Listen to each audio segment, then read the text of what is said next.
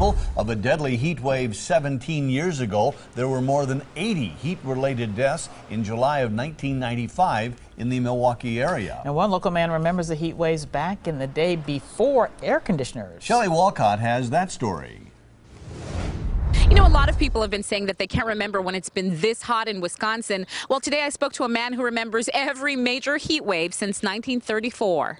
They worked the land and then it blew. Ralph DeMaster has felt intense heat bear down on Wisconsin before. I was about 10, 11. At 89 years old, Ralph vividly remembers the Dust Bowls of the 1930s. 33 and 34, 35 was probably the worst. Triple-digit temps dried topsoil in the plains, creating dust clouds that blew through Wisconsin, creating drifts several feet high. But we still had the dust blown over from, they said actually it blew all the way to the East Coast. And despite all that dust, Ralph says people still slept outdoors to escape the extreme heat. People were sleeping out on the lawn, and nobody had air conditioning.